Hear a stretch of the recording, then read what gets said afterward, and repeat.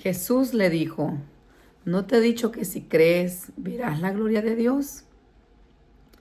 Palabras preciosas y poderosas de nuestro Señor y Salvador Jesucristo, que las podemos leer en San Juan 11:40.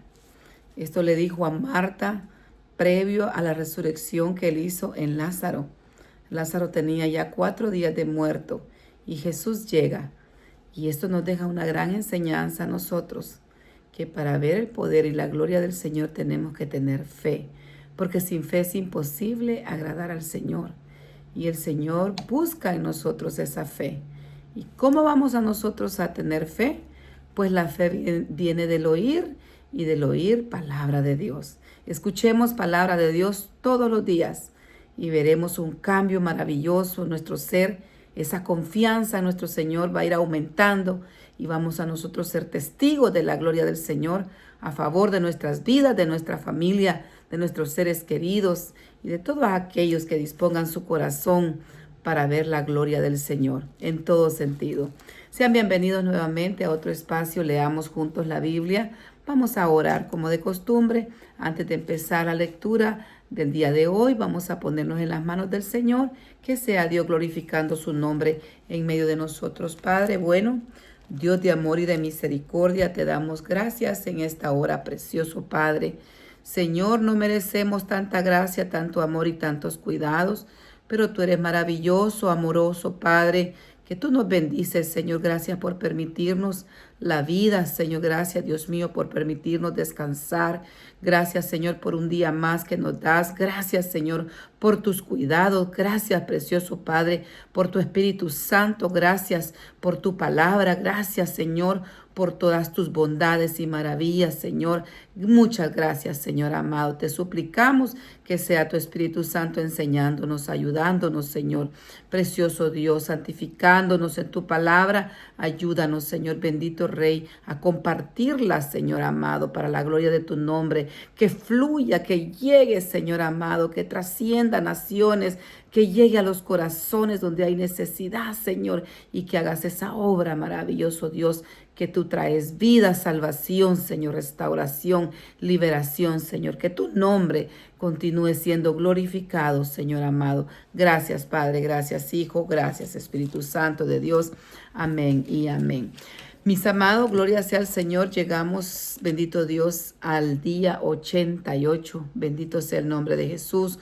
Nos corresponde leer siempre en Deuteronomio, bendito Dios, capítulo 21 y 22 este día, y en el Evangelio de San Juan el 20, pero vamos a ver qué leímos ayer. Gloria sea al Señor. Leíamos el capítulo 19 y veíamos que el Señor sigue estableciendo leyes civiles, leyes que vienen a fortalecer la justicia, la equidad social, la paz entre el pueblo de Dios, preparándolos siempre para que cuando entraran a Canaán supieran cómo actuar, qué es lo que les establecía en cada una de las situaciones que se dieran en la vida cotidiana en medio de la comunidad de su pueblo santo, ¿verdad?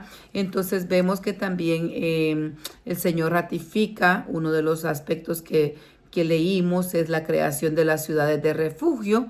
Bendito Dios, del versículo 1 al 10.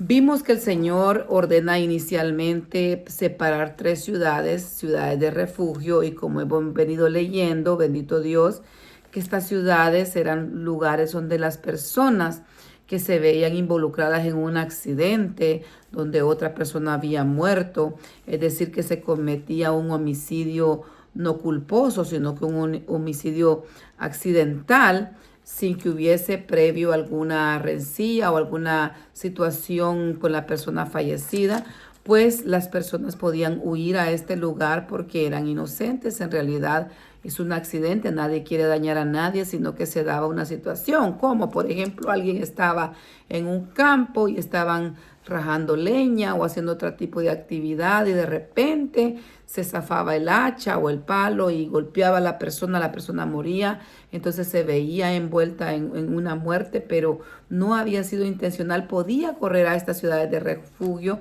y esperar así un juicio justo, también huir del vengador de la sangre, porque el vengador de la sangre realmente quería cobrar, ¿verdad? Esa muerte, entonces tenía que huir ahí.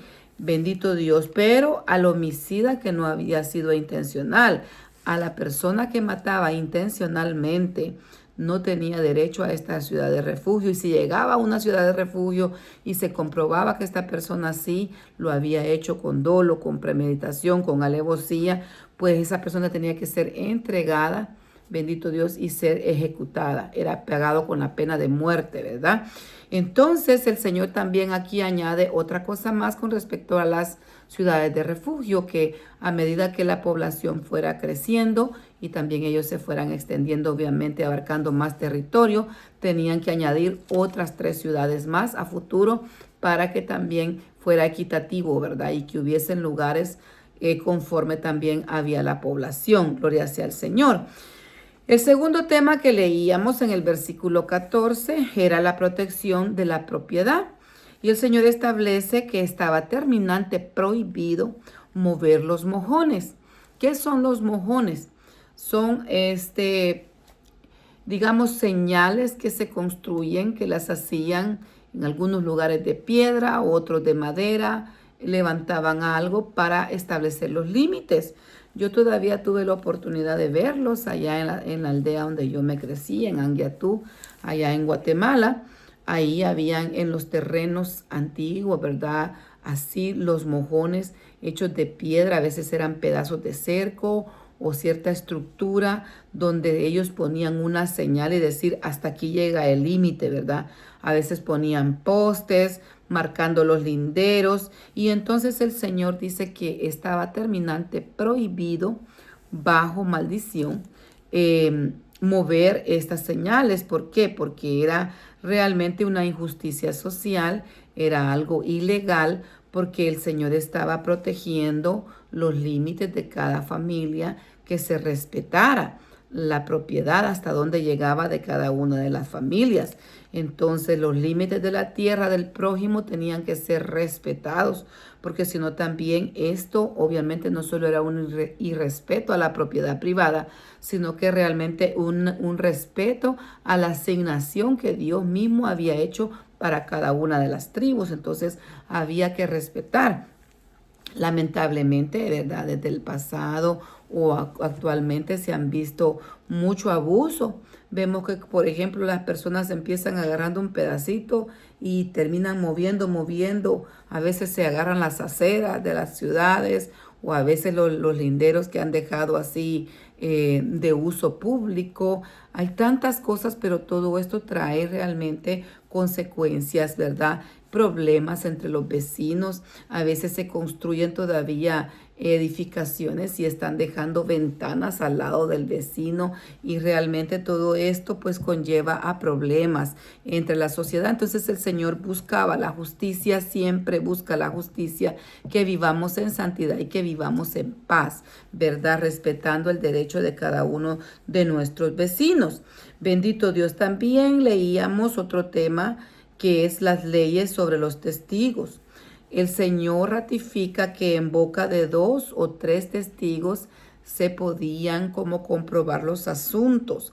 Nadie podía demandar a alguien o no bastaba solo con el testimonio de una persona para condenar a otro, ¿verdad? Se requería siempre de 2 o 3 testigos y si se mostraba que un testigo era falso, porque ya se han dado casos, lamentablemente, que están acusando a alguien falsamente por otro tipo de problemas que tal vez han habido anteriormente entre familias con la misma persona.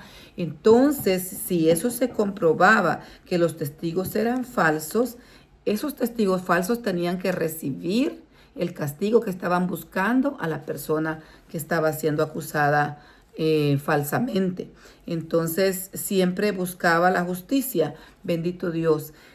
También vimos el otro tema, la justicia imparcial, realmente que había desde antes también una ley, la ley del talión, que viene del latín talis, que significa igual o semejante, como tal cual, ¿verdad? Talis es ojo por ojo y diente por diente, así se conocía. Pero sí el Señor establece esta parte que sí se iba a poder ejercer de esa manera. Por ejemplo, si alguien le vaciaba un ojo a alguien, pues tenía que ser vaciado su ojo al que había hecho tal mal. Ojo por ojo, diente por diente, mano por mano. Es decir, no buscaba realmente una venganza, sino que hubiese justicia ante el daño que se le había hecho a otra persona.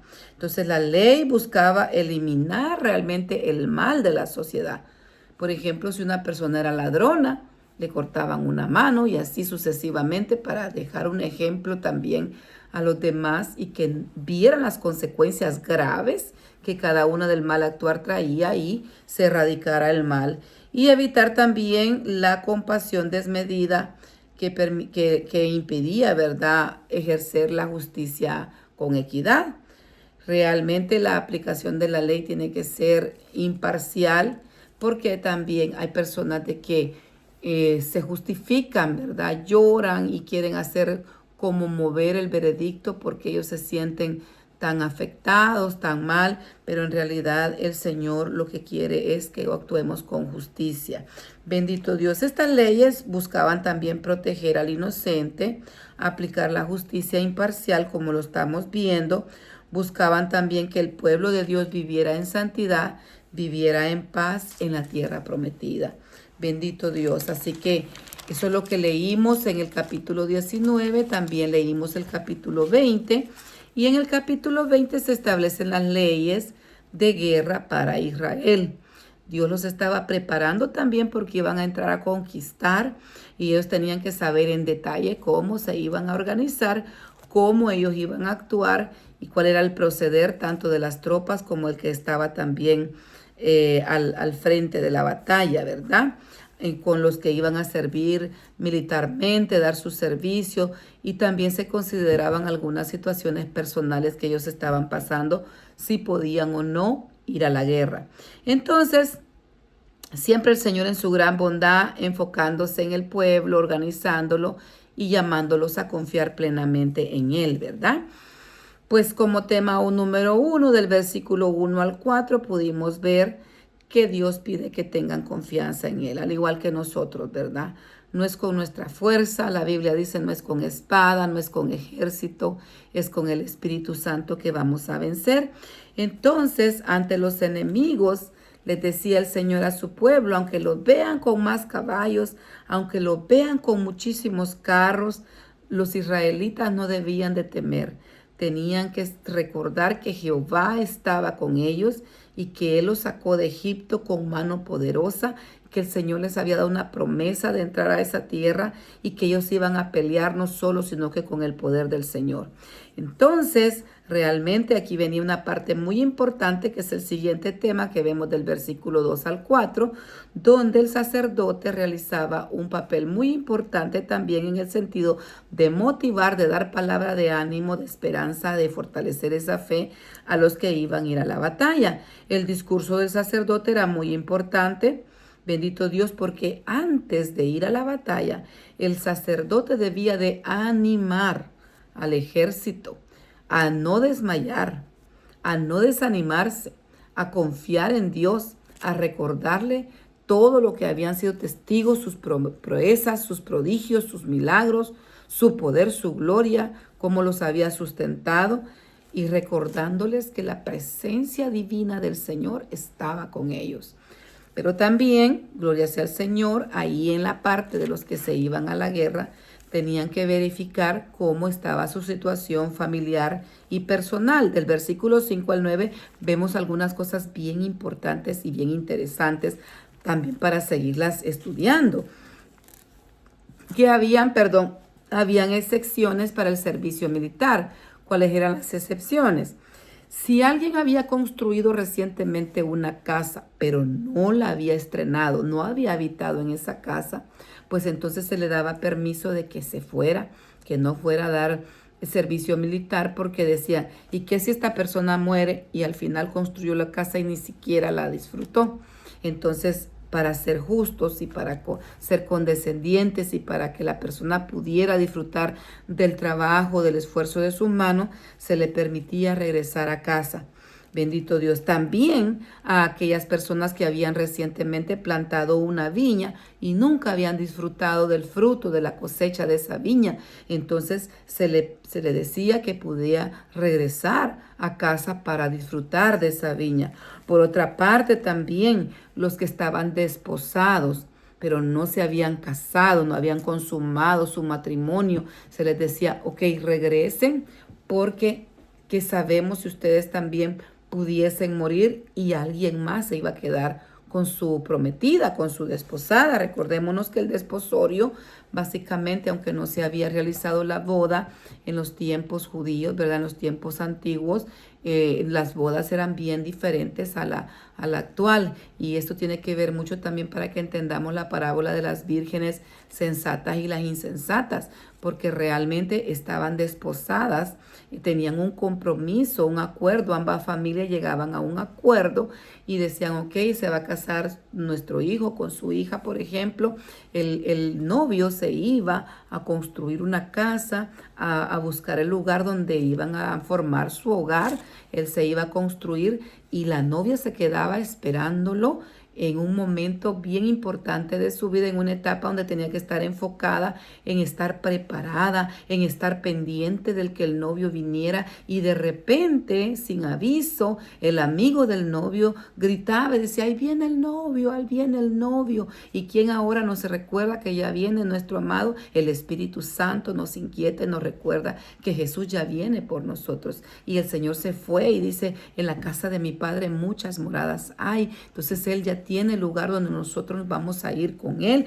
Pero en el momento que se iba y venía el novio, de repente la novia que tenía que tener la lámpara preparada, porque para poderse ir en ese camino tenía que tener aceite para que no se apagara esa llama y estar lista, estar esperándolo, estar realmente enfocada en que ella se iba a ir, iban a realizar la boda, un acto, pero también regresaban y había una fiesta de 7 días. Entonces eso, hermanos amados, es una gran enseñanza para nosotros también. Los tiempos que estamos viviendo son tiempos de preparación.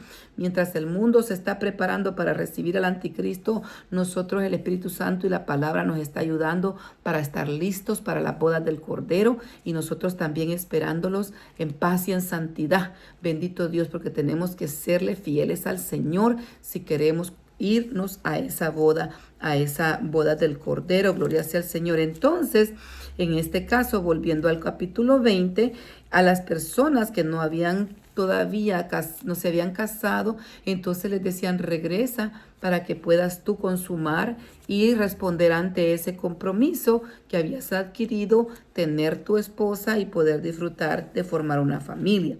Y por último, los que no iban a la guerra eran los que tenían miedo. ¿Por qué? Dios nos ha dado un espíritu de valentía y no de cobardía, dice la palabra. Sin embargo, como somos humanos, a veces el miedo llega. ¿Por qué Dios no permitía que fueran a la guerra con miedo?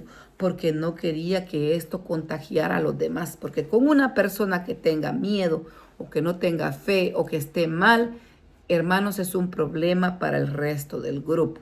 Gloria sea al Señor. Entonces, bendito Dios, también vimos cómo el Señor en su gran misericordia establece todos estos detalles para los guerreros, para los que iban a ir a la guerra, pero también los arreglos y compromisos ante las situaciones de guerra. Del versículo 10 al 15 vimos que antes de atacar una ciudad, si la ciudad estaba lejos, no era ciudad cananea, ellos debían de mandar una voz y ofrecer términos de paz. Si las personas de esa ciudad decían, no queremos pelear, queremos entrar en un acuerdo con ustedes, entonces ellos venían y se sometían y se volvían tributos. Entonces se iban a someter a Israel y darle tributo a ellos. Pero si no, decían ellos, no tomamos realmente la paz, vamos a pelear. Dios ya les había dicho que les iba a dar la victoria si se mantenían en obediencia y cumpliendo sus estatutos y sus mandamientos. Entonces iban a ver la mano poderosa de Dios, ellos iban a tomar esa ciudad. Pero con respecto a las ciudades cananeas que las tenían ahí, ya por conquistar, del versículo 16 al 18, en este caso los pueblos cercanos, los cananeos, la orden era destrucción total. ¿Por qué?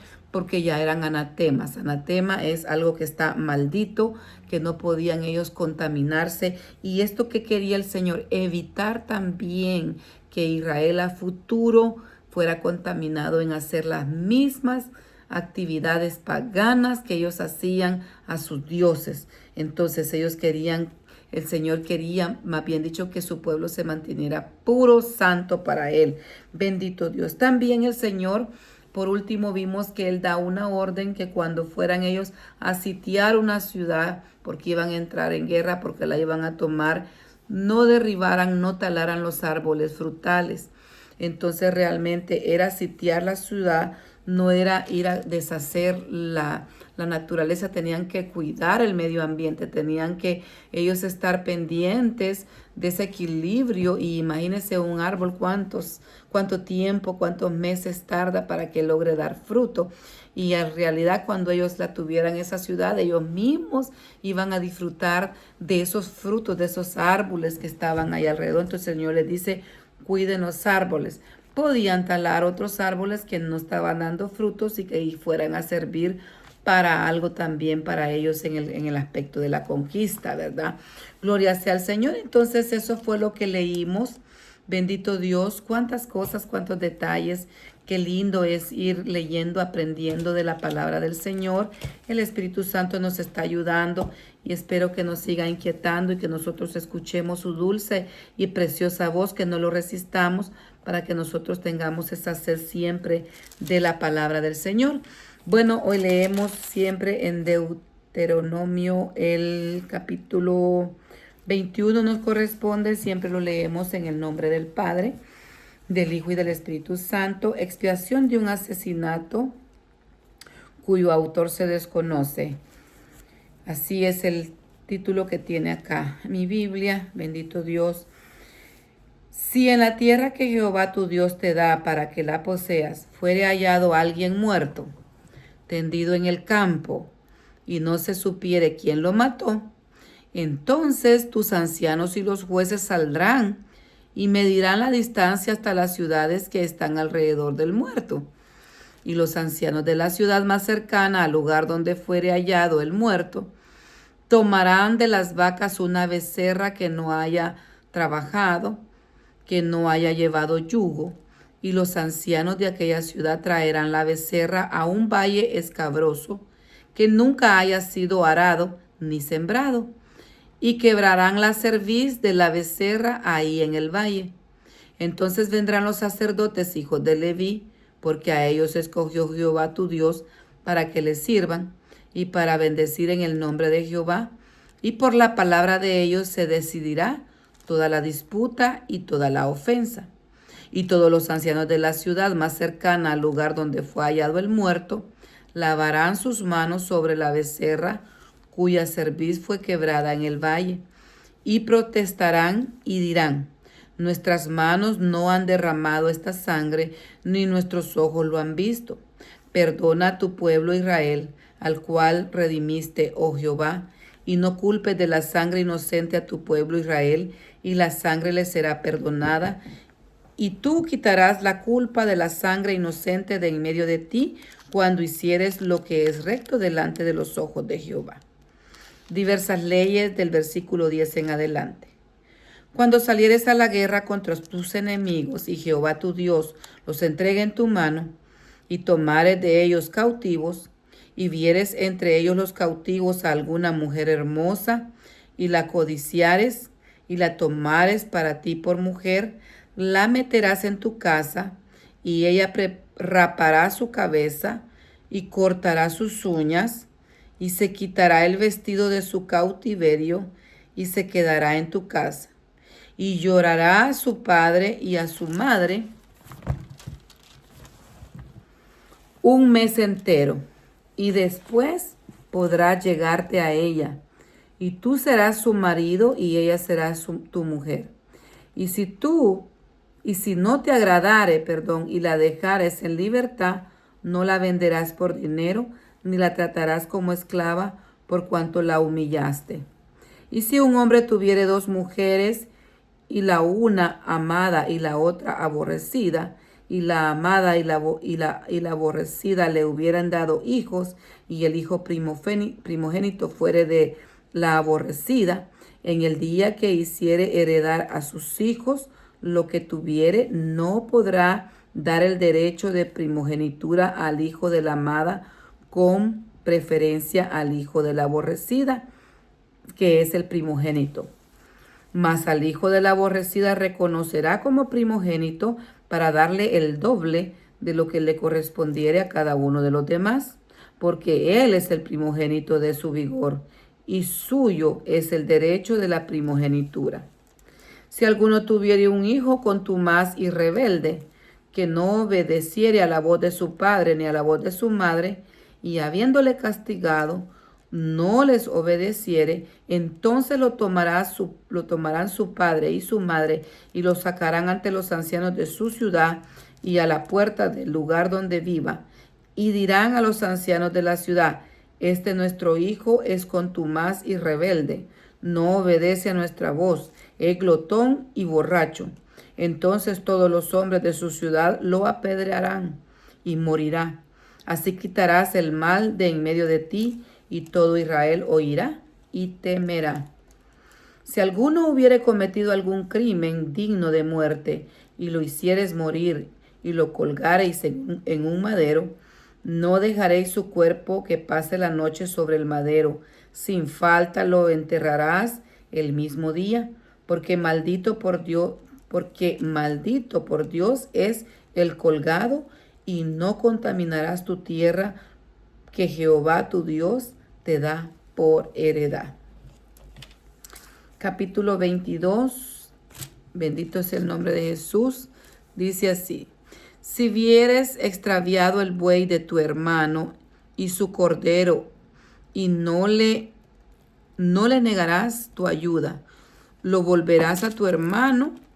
Y si tu hermano no fuere tu vecino o no lo conocieres, lo recogerás en tu casa y estará contigo hasta que tu hermano lo busque, y se lo devolverás. Así harás con su asno, y así también con su vestido. Lo mismo harás con todas las cosas de tu hermano que se le perdiere y tú la hallares. No podrás negarle tu ayuda. Si vieres el asno de tu hermano o su buey caído en el camino, no te apartarás de él, le ayudarás a levantarlo.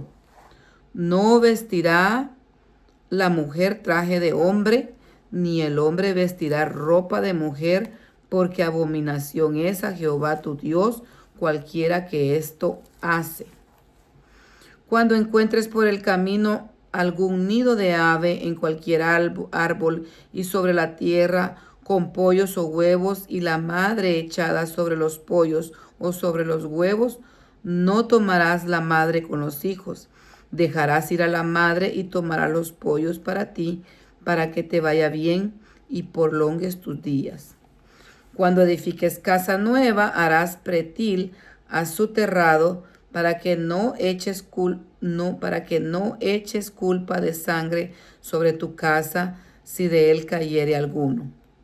No sembrarás tu viña con semillas diversas, no sea que se pierda todo, tanto la semilla que sembraste como el fruto de la viña.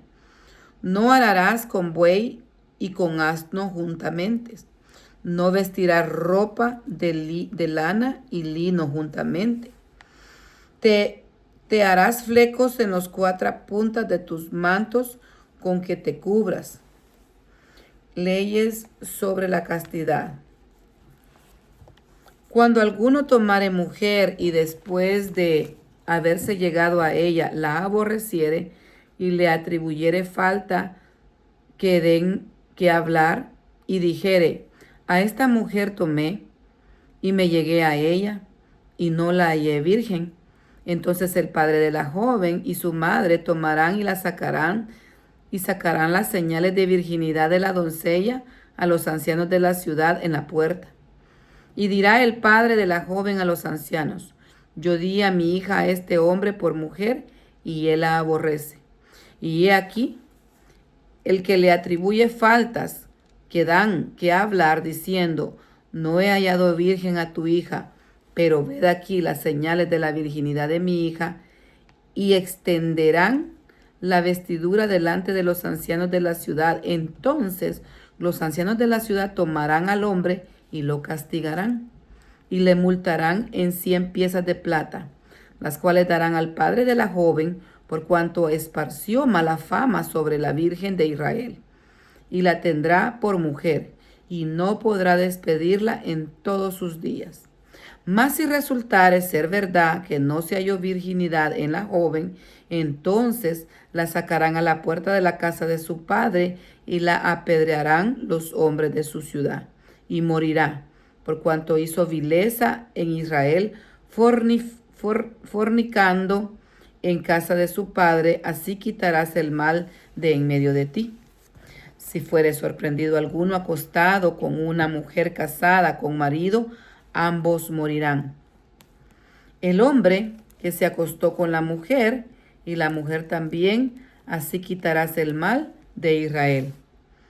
Si hubiere una muchacha virgen desposada con alguno, y alguno la hallare en la ciudad, y se acostare con ella, entonces los sacaréis a ambos a la puerta de la ciudad, y los apedrearéis, y morirán la joven que no dio voces en la ciudad, y el hombre, porque humilló la mujer de su prójimo. Así quitarás el mal de en medio de ti. Mas si un hombre hallare en el campo a la joven desposada, y la forzase aquel hombre acostándose con ella, morirá solamente el hombre que se acostó con ella.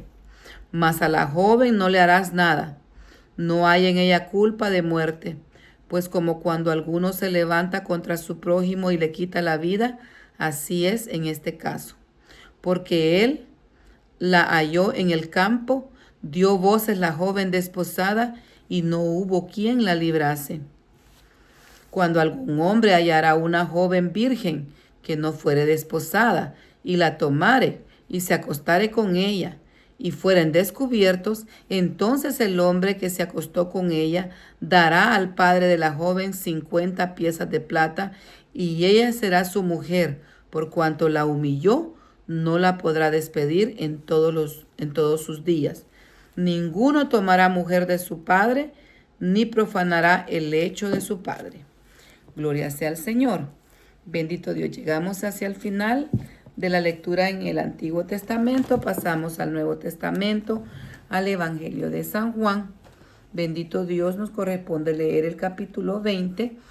Y vamos a ver antes qué leímos en el capítulo número 19. Bendito Dios, el capítulo número 19, puntos muy dolorosos, muy importantes en la pasión y muerte de nuestro Señor y Salvador Jesucristo, su sepultura también. Vimos algunos puntos como el juicio final ante Pilato, ¿verdad? La tortura, la crucifixión, su muerte, su sepultura. Pero en medio de todo esto pudimos ver la soberanía de Jesús, su humildad, su rectitud, su fidelidad hasta el final. Él soportó cada una de las burlas, de los golpes, de todo su sufrimiento. Este capítulo nos narra el clímax de la pasión de nuestro Señor y Salvador Jesucristo. Bendito Dios. Vimos en el capítulo 1 al 16 el juicio y la burla. Pilato ordena azotar a Jesús en medio de todo lo que estaba pasando. Él sabía, él lo dijo, que él no hallaba culpa en él, que él veía que él era inocente. Sin embargo, él tuvo temor y se dejó presionar políticamente también ante la población enardecida. Los soldados pues le ponen una corona de espinas a Jesús, y esto realmente, hermanos amados, tiene un simbolismo, un significado bien profundo. También un manto de púrpura burlándose de él, llamándole rey de los judíos, y a pesar que para ellos era una burla, un escarnio que hacían, era la realidad y es la realidad. Él es el rey. de los judíos y Rey de Reyes. Y la corona de espinas, el Señor humildemente la toma. Es una señal de tortura porque le está apretando, porque no se la pusieron con delicadeza. Las espinas penetraron, las espinas lo hirieron, pero esas espinas tocaron su sangre poderosa. Y esto nos lleva allá al Génesis y nos recordamos cuando el hombre y la mujer pecan delante del Señor, desobedecen. Una de las consecuencias a la tierra que vino por el pecado de Adán fue que el Señor hizo que de la tierra surgieran espinos, abrojos. Como resultado de la caída, al principio no habían espinas, no había esa dura tarea para poder cosechar. En el huerto del Edén había comida en abundancia, deliciosa. Entonces, una de las consecuencias fue que Adán iba a comer el resto de sus días con gran esfuerzo, con el sudor de su frente, y la tierra le produjo espinos. Pero mire qué precioso, Jesús toma sobre sí toda esa maldición y hasta por eso el Señor pagó todo, lo redimió el Señor y tomó esa corona de espinas. Él la tomó, la cargó. Y ahí, hermanos amados, vemos la gracia, el poder, la misericordia tan grande del Señor, que hasta en esos detalles, hermanos amados, hay grandes simbolismos, gran profundidad de cuánto el Señor nos ama y de la obra completa, perfecta que Jesús estaba realizando, bendito Dios, con su pasión y su muerte. Gloria sea al Señor. Y vemos aquí, hermanos amados, que Pilato, a pesar de que no encontró, ¿verdad?, delito, no encontró culpabilidad, él se lava las manos como quien dice, no tengo culpa, pero en realidad él dio la orden, ¿verdad? Ante la presión de la multitud, dio la orden para que Jesús fuera crucificado. Bendito Dios. La soberanía de Jesús. Jesús le afirma a Pilato que él no tendría poder si no se le fuera dado de arriba, básicamente de él mismo. Entonces Jesús estaba en control. Jesús sabía que este proceso iba a tener que ser vivido por su persona cuando tomó un cuerpo de carne, ¿verdad? Y entonces él estaba controlando su destino también y obedeciendo al Padre y siendo fiel hasta la muerte y cumpliendo todas las profecías mesiánicas en su vida, ¿verdad? Como cordero fue llevado al matadero, no abrió su boca. Él sufrió, soportó, avanzó hasta el final. Y su sacrificio, ¿verdad?, que iba a ser. Bendito Dios. Ahí Pilato presenta a Jesús maltratado a la multitud, luego de azotado, todavía pronunciando estas palabras: he aquí el hombre. Entonces ahí se resalta la humanidad. Jesús 100% hombre, 100% Dios, sufriendo en carne propia todas las consecuencias de nuestros pecados. Bendito Dios. La crucifixión y cumplimiento profético, ¿verdad? Vemos que acabamos de leer que era considerado una persona maldita, alguien que era colgado en un madero. Él se hizo maldición, siendo inocente, siendo santo, puro, sin mancha, el Cordero de Dios, quitando el pecado del mundo, como hemos leído también nosotros para la gloria del Señor en las lecturas acá en el Antiguo Testamento, que estaba prohibido ofrecer en sacrificio un animal con defecto, porque eso venía simbolizando la perfección, hablando de cómo iba a ser el verdadero sacrificio único, total, perfecto, que Jesús vino a hacer en la cruz, porque Jesús es puro, sin mancha. Él es perfecto. Y fue perfecto también en todo el sentido de la palabra. Gloria al Señor. Entonces, en su crucifixión y cumplimiento profético, Jesús es crucificado en el Gólgota entre dos personas pecadoras. Los soldados echan suerte sobre sus túnicas, eran sin costura, cumpliendo la profecía que también sobre su ropa iban a echar suerte.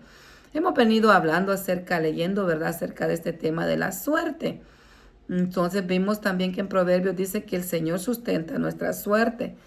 El problema no es el método, sino que la intención. En este caso ellos estaban queriéndose quedar con las vestiduras de nuestro Señor. Y por esto mismo muchas personas dicen echar suertes es malo, pero vemos también que la gente lo hacía para cosas buenas y para cosas malas, porque la misma tierra, nosotros vamos a ver también que iba a ser repartida por suertes, bendito Dios. Entonces, solo la proporción, dependiendo la magnitud de cada tribu, pero la ubicación iba a ser por suertes. Bendito sea el nombre del Señor. Entonces, ahí hay otro tema que queda también para seguirlo estudiando, ¿verdad?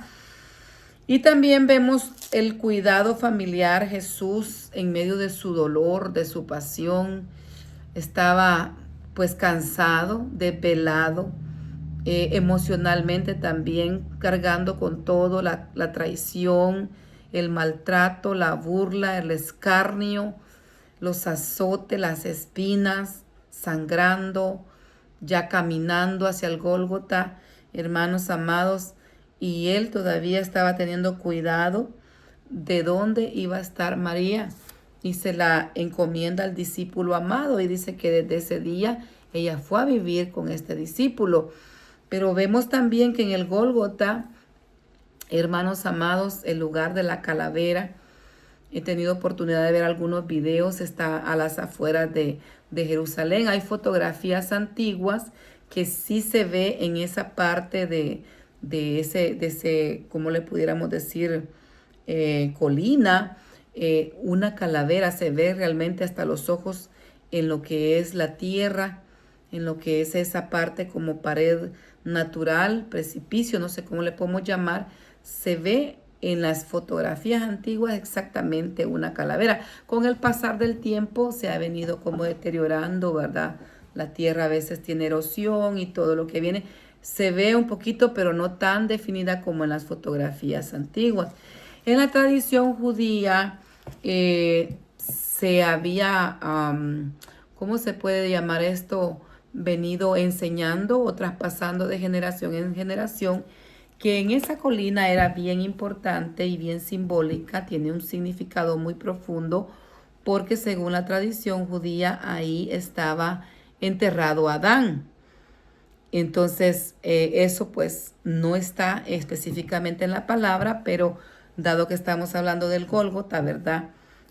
Aquí vemos un gran mensaje también, porque la tradición judía y algunos historiadores dicen que ahí también fue donde David llevó la cabeza de Goliat. ¿Se recuerdan cuando él venció, que Jehová le dio la victoria y le cortó la cabeza, ¿verdad? A Goliat, porque cayó con la piedra, pero después la cabeza fue llevada a Jerusalén y se cree que ahí realmente estaba también enterrada la cabeza de Goliat. ¿Y qué significa esto?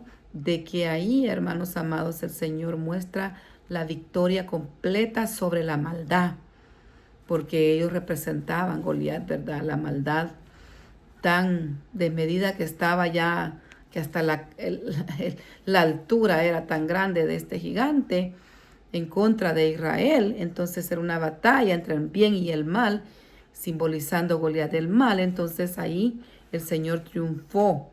Bendito Dios, porque también se cumple la profecía y la promesa que venía desde Génesis. El Señor le dice a la mujer que de su simiente iba a nacer el que le iba a aplastar la cabeza a la serpiente, pero esta le iba a herir en el talón. Entonces, significando que iba a ser una victoria, pero también iba a sufrir el Mesías, el verdadero ungido, iba a ser mordido, y los clavos en sus pies nos testifican también esto, ¿verdad? Y cómo el Señor sufrió ese dolor, pero ahora esos pies lavados, esa sangre que derramó, también prepara el camino a los que anuncian la paz, la buena nueva de Jesús, el Evangelio. Hay tanto, hermanos, que estudiar, solo lo mencionamos así panorámicamente porque es necesario ir viendo qué es lo que vamos leyendo, nosotros ir aprendiendo, reteniendo con la ayuda del Señor. Y hoy leemos en última instancia pues el capítulo número 20 del Evangelio de San Juan, y nos habla de la resurrección de Jesús. Siempre la leemos la palabra en el nombre del Padre, del Hijo y del Espíritu Santo. Aleluya. El primer día de la semana, María Magdalena fue de mañana, siendo aún oscuro, al sepulcro, y vio quitada la piedra del sepulcro. Entonces corrió y fue a Simón Pedro y al otro discípulo, aquel que amaba a Jesús, y les dijo: se han llevado del sepulcro al Señor, y no sabemos dónde le han puesto. Y salieron Pedro y el otro discípulo y fueron al sepulcro. Corrían los dos juntos, pero el otro discípulo corrió más aprisa que Pedro y llegó primero al sepulcro. Y bajándose a mirar, vio los lienzos puestos ahí, pero no entró. Luego llegó Simón Pedro tras él y entró en el sepulcro y vio los lienzos puestos ahí, y el sudario que había estado sobre la cabeza de Jesús, no puesto con los lienzos, sino enrollado en un lugar aparte. Entonces entró también el otro discípulo que había venido primero al sepulcro y vio y creyó, porque aún no había entendido la escritura que era necesario que él resucitase de los muertos. Y volvieron los dos discípulos a los suyos. Jesús se aparece a María Magdalena, del versículo 11 en adelante, pero María estaba afuera llorando, junto al sepulcro. Mientras lloraba, se inclinó para mirar dentro del sepulcro y vio dos ángeles con vestiduras blancas que estaban sentados, el uno a la cabecera y el otro a los pies, donde el cuerpo de Jesús había sido puesto. Y le dijeron: mujer, ¿por qué lloras? Les dijo: porque se han llevado a mi Señor y no sé dónde lo han puesto. Cuando había dicho esto, se volvió y vio a Jesús que estaba ahí, mas no sabía que era Jesús. Jesús le dijo: mujer, ¿por qué lloras? ¿A quién buscas? Ella, pensando que era el hortelano, le dijo: Señor, si tú lo has llevado, dime dónde lo has puesto, y yo lo llevaré. Jesús le dijo: María. Volviéndose ella le dijo: Raboni, que quiere decir maestro. Jesús le dijo: no me toques, porque aún no he subido a mi Padre. Mas ve a mis hermanos y diles: subo a mi Padre y a vuestro Padre, a mi Dios y a vuestro Dios. Fue entonces María Magdalena para dar a los discípulos las nuevas que había visto al Señor y que Él le había dicho estas cosas. Jesús se aparece a sus discípulos del versículo 19 en adelante. Cuando llegó la noche de aquel mismo día, el primer día de la semana, estando las puertas cerradas, en un lugar donde los discípulos estaban reunidos por miedo de los judíos, vino Jesús y puesto en medio les dijo: paz a vosotros. Y cuando les hubo dicho esto, les mostró las manos y el costado, y los discípulos se regocijaron viendo al Señor. Entonces Jesús les dijo otra vez: paz a vosotros.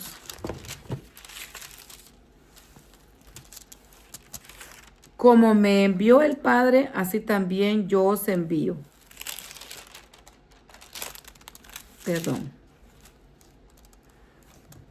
Así también yo os envío. Y habiendo dicho esto, sopló y les dijo: recibid el Espíritu Santo. A quienes remitiere los pecados, les son remitidos, y a quienes se los retuviereis, les son retenidos. Incredulidad de Tomás, del versículo 24 en adelante. Pero Tomás, uno de los 12, llamado Dídimo, no estaba con ellos cuando Jesús vino. Le dijeron, pues, los otros discípulos: al Señor hemos visto. Él les dijo: si no viere en sus manos la señal de los clavos, y metiere mi dedo en el lugar de los clavos, y metiere mi mano en su costado, no creeré. 8 días después, estaban otra vez sus discípulos dentro, y con ellos Tomás. Llegó Jesús estando a la puerta cerrada, y se puso en medio y les dijo: paz a vosotros. Luego dijo a Tomás: pon aquí tu dedo y mira mis manos, y acerca tu mano y métela en mi costado, y no seas incrédulo, sino creyente. Entonces Tomás respondió y le dijo: Señor mío y Dios mío. Jesús le dijo: porque me has visto, Tomás, creíste. Bienaventurados los que no vieron y creyeron. El propósito del libro del versículo 30 al 31. Hizo además Jesús muchas otras señales en presencia de sus discípulos, las cuales no están escritas en este libro, pero éstas se han escrito para que creáis que Jesús es el Cristo, el Hijo de Dios, y para que creyendo tengáis vida en su nombre. Qué maravilloso nuestro Señor. Bueno es Dios, aleluya, qué bendición. Cristo vive, esa tumba está vacía y es nuestra esperanza, nuestra confianza, la seguridad de nuestra fe que Él vive y reina y está a la diestra del Padre. Aleluya, y pronto viene por nosotros, amada iglesia. Tomemos ánimo, tomemos fuerza, sigamos leyendo la palabra, cómo podemos ver la gloria del Señor manifiesta en todo lo que nos ha compartido, nos ha dejado escrito. Aleluya, para que nosotros nos gocemos en su presencia y le demos gracias y vemos, hermanos, cómo el Señor tiene cuidado de sus discípulos y de darles esa paz. Y asimismo nos sigue dando esa paz que sobrepasa todo entendimiento a nuestros corazones. Por muy difícil que sea la situación que estemos atravesando, la dificultad, la prueba, la enfermedad y todo lo que estamos viendo que está pasando alrededor, tomemos ánimo, que nuestra fe no mengue. Sin fe es imposible agradarle. Tomemos paz, porque esa paz Él nos la da, no como la da el mundo. Su paz es profunda y es perfecta. Esa paz que puede traspasar todo entendimiento humano. A pesar de los tiempos que estamos viviendo, estamos confiando.